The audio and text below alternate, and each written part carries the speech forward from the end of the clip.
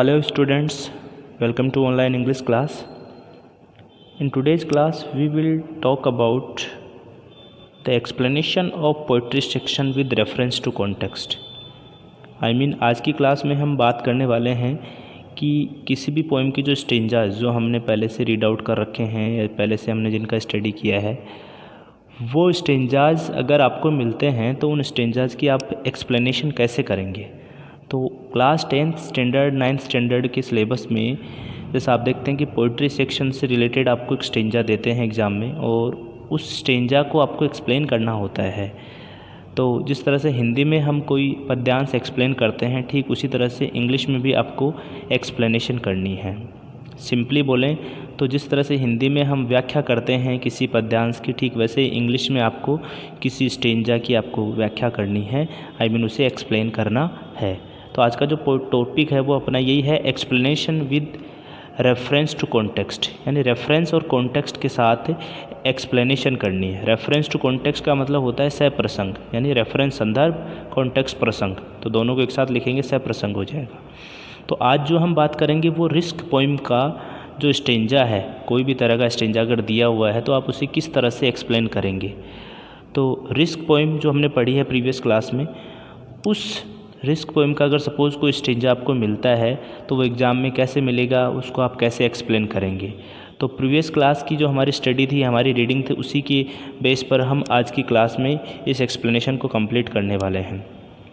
तो एग्ज़ाम में एक क्वेश्चन आपको मिलता है, नंबर कुछ भी हो सकता है, क्वेश्चन नंबर 23 पे जैसे आता है कि explain the following stanza with reference to context, कि आपको एक स्टेंजा को या नीचे लिखे हुए स्टेंजा को एक्सप्लेन करना है रेफरेंस टू कॉन्टेक्स्ट, यानी संदर्भ और प्रसंग के साथ, यानी सह प्रसंग आपको क्या करना है, एक्सप्लेन करना है। उसके बाद आपको स्टेंजा दिया हुआ होगा, ऐसे स्टेंजा, एक स्टेंजा जैसे दिया हुआ है, दूसरा स्टेंजा भी आपको इस तरह से नीचे दिया हुआ होगा, जो मैंने लिखा नहीं है, केवल शॉर्ट में ऐसे ही कोशिश करी समझाने की। तो आप देख सकते हैं कि इन दोनों स्टेंजाज में से जो आपको बेटर लगे वो आप कर सकते हैं। यहाँ नंबरिंग नहीं होंगी 1 या 2 या A B C ऐसे नहीं होगी, बस क्वेश्चन नंबर 23 में आपको ये 2 स्टेंजाज दिए हुए हैं। इन स्टेंजाज को रीड आउट करके आपको जज करना है कि स्टेंजा कौन सी पोइम से है ये। उसके बाद आपको उस पोइम का रेफरेंस देना है, उसका कॉन्टेक्स्ट देना है स्टेंजा का, और फिर आपको उस स्टेंजा को अच्छे से एक्सप्लेन करना है। तो जैसा ये स्टेंजा आपकी फर्स्ट पोइम रिस्क से मैंने यहाँ रखा है, तो आप जैसे देख सकते हैं कि इस स्टेंजा को पढ़ते ही हमें समझ में आ जाएगा कि जो स्टेंजा है वो रिस्क से है। अगर ऐसे ही अगर आपको सेकंड स्टेंजा समझ में आ जाता है, मान लो किसी दूसरी पोइम से है जो अभी तक हमने नहीं पढ़ी है, तो उस स्टेंजा को भी आप पिक कर सकते हैं। दोनों में से जो आपको बेटर लगे वो पिक करना एक ही है, लेकिन आप देख सकते हैं कि दोनों के बीच में और मिलेगा। तो ये स्टेंजा दिया हुआ है, to live is to risk dying, कि मरने में भी, to live is to risk dying, यानी मरने में भी एक रिस्क है, सॉरी जीने में भी मरने का रिस्क है। तो जैसे ये आप देख रहे हैं, इस लाइन को पढ़ते ही समझ में आ जाता है कि पोएम रिस्क है। To hope is to risk despair, to try is to risk failure, but risk must be taken because the greatest hazard in life is to risk nothing. तो हमने प्रीवियस क्लास में पढ़ा था कि इसका Hindi translation क्या होगा, लेकिन पढ़ते ही हमें समझ में आ रहा है कि ये जो पोएम है वो आपकी फर्स्ट पोएम है, जेनेट रेंड की लिखी हुई रिस्क पोएम, उससे लिया गया है। तो सपोज हमने इस स्टेंजा को चूज़ किया कि हम इसकी एक्सप्लेनेशन करेंगे। नीचे वाला स्टेंजा अगर आपको समझ में नहीं आया तो सपोज आप उसने उसको ड्रॉप कर दिया, तो जो स्टेंजा आप कर रहे हैं उसको आप कैसे एक्सप्लेन करेंगे वो अब हम बात करेंगे, यानी उस टॉपिक पर हम बात करेंगे। तो क्वेश्चन इस तरह से 23 पर आपको ये स्टेंजा मिलेगा और उस स्टेंजा को आप कैसे एक्सप्लेन करेंगे। तो आप देखेंगे, सबसे पहले आप आंसर शीट पर आएंगे, तो आंसर शीट में आप जैसा देख रहे हैं कि क्वेश्चन नंबर या आंसर नंबर लगा के, जैसे क्वेश्चन नंबर 23 और आंसर लगा, उसके बाद में जैसे आपने लिखना स्टार्ट किया यहाँ पर, तो सबसे पहले तो आप जो स्टेंजा चूज़ कर रहे हैं उसकी स्टार्टिंग के 2-3 वर्ड और लास्ट के 2-3 वर्ड आप लिख दें, ताकि चेक करने वाले को ये कंफर्मेशन रहे कि वो कौन सा स्टेंजा चेक करने वाला है या आपने कौन सा किया है। तो इससे ये प्रूव हो जाता है कि आपने पहला स्टेंजा लिया है। तो जैसे फर्स्ट स्टेंजा की वर्डिंग है टू लीव इज, तो समझ में आ रहा है। लास्ट में टू रिस्क नथिंग, तो रिस्क नथिंग, ये समझ में आ जाता है कि ये स्टेंजा इसने रिस्क वाला जो स्टेंजा उसको पिक किया है। अब हम जब रेफरेंस टू कॉन्टेक्स्ट लिखते हैं, यानी सबसे पहले हम प्रसंग लिखते हैं, सह प्रसंग लिखते हैं, तो संदर्भ और प्रसंग दोनों को जोड़ करके हम लिखेंगे। तो हिंदी में जिस तरह से हम संदर्भ कहते हैं, वैसे इसको इंग्लिश में रेफरेंस, और दूसरा जो पॉइंट होगा वो कॉन्टेक्स्ट होगा। तो रेफरेंस जो पॉइंट है उसमें, जैसा मैंने प्रीवियस क्लास में बताया भी था कि रेफरेंस में हम केवल पोइम का नाम और पोइट का नाम मेंशन करते हैं। कॉन्टेक्स्ट में हम उन स्टेंजाज का जो मैसेज है उसको शॉर्टली क्लियर करते हैं कि पोइट यहाँ हमें किस तरह का मैसेज देना चाहता है या पोइट यहाँ पर क्या बात कहना चाहता है। तो थोड़ा सा हट करके उस स्टेंजा से रिलेटेड हम कॉन्टेक्स्ट मान लेते हैं।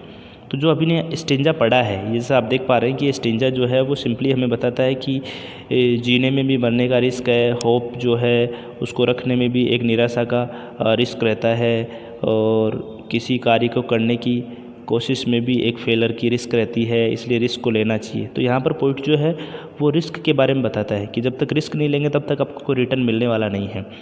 तो अब हम बात करते हैं रेफरेंस की। तो रेफरेंस में देखो क्या लिखा है, these lines have been taken from the poem risk, कि ये लाइन्स जो है वो ली गई है, कहाँ से ली गई है, आपकी पोएम रिस्क से, in the book Golden Rays, यानी गोल्डन रेज बुक जो है उससे ली गई है। तो इतना लिख दिया। अब उसके बाद पोइट का नाम, तो पोइट का नाम फिर आप जस्ट इसके आगे से लिख सकते हैं, जो मैंने लिखा नहीं है यही समझाने के लिए कि अब आप पोइट का नाम लिखेंगे तो कंपोज्ड बाय, फिर पोइट अगर फेमस है तो आप लिख देंगे the famous poet Janet Rand, या सिंपली लिख देंगे जेनेट रैंड। अब इसमें जो स्पेसिफिकेशन है वो ये है कि पोइम का नाम और पोइट का नाम ये इन्वर्टेड, सिंगल इन्वर्टेड कोमा में बंद हो, या फिर आप इसको इस तरह से पेंसिल से अंडरलाइन भी कर सकते हैं, जैसे मैंने पेन से किया आप पेंसिल से कर सकते हैं। ऐसे ही पोइम के नाम को आप एक्सप्लेन कर देंगे। तो जो फर्स्ट पॉइंट होता है रेफरेंस एक्सप्लेनेशन में, उसमें हम पोइम का और पोइट का नाम लिखते हैं। जिनको इसकी लैंग्वेज समझ में नहीं आई वो बता दूं कि ये पैसिव फॉर्म में लिखा हुआ सेंटेंस है। These lines have been taken, इसका मतलब है कि ये पंक्तियाँ, ये लाइनें या ये लाइन्स जो हैं वो ली गई है। कहाँ से ली गई है, from the poem risk, risk poem से ली गई है। जो पोइम कहाँ लिखी हुई है, in the book Golden Rays, यानी गोल्डन रेज बुक में जो रिस्क पोइम है उससे इसे लिया गया है। कंपोज्ड बाय जेनेट रैंड, और वो पोइम जिसको कंपोज किसने किया, जेनेट रैंड ने किया है। एक दो तरीके और भी हैं, लेकिन आप एक इजी वे में जो आपको समझ में आता है, जो लैंग्वेज भी अच्छी रखता है, आई मीन जिस फॉर्मेट की लैंग्वेज सही हो उसे फॉलो कर सकते हैं। तो आप जैसे इस तरह से पोइम का नाम और पोइट का नाम रेफरेंस में बताएंगे। उसके बाद हम बात करते हैं कॉन्टेक्स्ट की। तो कॉन्टेक्स्ट में उन स्टेंजाज के अंदर क्या बताया गया है उसको शॉर्टली आपको एक या दो लाइन में डिस्क्राइब करना है। ऐसा नहीं कि पूरा 1 बाय 1 हर एक लाइन की आप एक्सप्लेनेशन करना शुरू कर दें। एक्सप्लेनेशन नहीं करनी है, केवल आपको उसका प्रसंग बताना है। तो जैसा इसको थोड़ा अलग तरीके से स्टार्ट किया है कि इन दीज लाइन्स, कि इन पंक्तियों में, तो लाइन्स कौन सी जो हमने पिक करी थी, ये ऊपर जो लिखी हुई है, तो इन लाइन्स में द पोइट सेज, कवि कहता है, that people should not think about any return while taking risk, कि लोगों को जो है वो किसी भी तरह के रिटर्न के बारे में सोचना नहीं चाहिए जब वो रिस्क लेते हैं। तो इसका मतलब रिस्क लेते हैं तो उसके बारे में कुछ सोचना नहीं चाहिए। इसके अलावा कुछ और भी सूटेबल कॉन्टेक्स्ट हो सकते हैं। अगर आपको लगता है कि ये सूटेबल नहीं है तो आप अपने हिसाब से बनाकर भी लिख सकते हैं। और इस कॉन्टेक्स्ट को आप हर स्टेंजा या हर पोइम का जो स्टेंजा होता है उसमें अलग अलग कॉन्टेक्स्ट होता है, तो उसको आप अपने स्तर पे समझकर याद भी कर सकते हैं कि इस स्टेंजा का कॉन्टेक्स्ट क्या दिया हुआ है। तो कॉन्टेक्स्ट लिखने के बाद फिर आप एक्सप्लेनेशन पर आएंगे। तो एक्सप्लेनेशन वो इम्पोर्टेंट पार्ट है जहाँ आप अधिकांश चीज़ें 1 बाय 1 स्टेंजा की एक्सप्लेन करेंगे। कुछ अपने पर्सनल व्यूज या एग्जाम्पल भी आप बीच में लिख सकते हैं उसी स्टेंजा या लाइन से रिलेटेड। तो पहला रेफरेंस हमने पढ़ा है, दूसरा हमने कॉन्टेक्स्ट पढ़ा है। रेफरेंस को अच्छे से करने के आप समझ लो कि 1 मार्क्स आपको मिलता है इसका। अगर आपने पोएम और पोइट का नाम सही लिखा है तो आपको 1 मार्क्स तो यहाँ मिलने वाला है डेफिनेटली। 2 to 3 मार्क्स जो है वो इस पार्ट में मिलेगा। तो एक्सप्लेनेशन में देखो मैंने कैसे लिखा है, here the poet says while living life people should not afraid of dying because there is risk in living a life. तो यहाँ पर कवि कहता है कि वाइल लिविंग लाइफ, कि लाइफ यानी जीवन को जीने के दौरान या जब जीवन जीते हैं तो people should not afraid of dying, तो लोगों को मरने के बारे में डरना नहीं चाहिए या मरने के बारे में बिल्कुल डरना नहीं चाहिए। क्योंकि because there is risk in living a life, क्योंकि एक जीवन जीने में भी क्या होता है, रिस्क होता है। तो ये थोड़ा सा आप एक्सप्लेन करेंगे ऐसे इसको। There is risk in hope also, कि आशा करने में भी क्या है, रिस्क है। अकॉर्डिंग टू द पोइट, कवि के अनुसार, there is a risk in trying for achievement, कि किसी अचीवमेंट यानी किसी उपलब्धि के लिए कोशिश करना, उसमें भी क्या है, रिस्क है। But if people want to achieve something, लेकिन अगर लोग कुछ अचीव करना चाहते हैं तो उनको क्या करना चाहिए, they must take risk in their life, तो उन्हें अपने जीवन में क्या लेना चाहिए, रिस्क लेना चाहिए। पोइट सेज दैट, कवि कहते हैं, the greatest hazard in the life is not to take any risk, कि कवि कहता है कि जीवन में सबसे बड़ा जो खतरा है या रिस्क है वो ये है, जीवन में किसी भी तरह की रिस्क नहीं लेना। तो सबसे बड़ा जो नुकसान है या हैज़ार्ड है वो ये है कि कोई भी तरह की रिस्क नहीं लेना ही सबसे बड़ा खतरा है कवि के अनुसार। लास्ट में वी नो, हम जानते हैं, that no risk no gain, कि अगर कोई रिस्क नहीं है तो कोई गेन भी नहीं है। इसका मतलब है कि अगर आप रिस्क नहीं लेंगे तो कुछ प्राप्त भी नहीं करेंगे।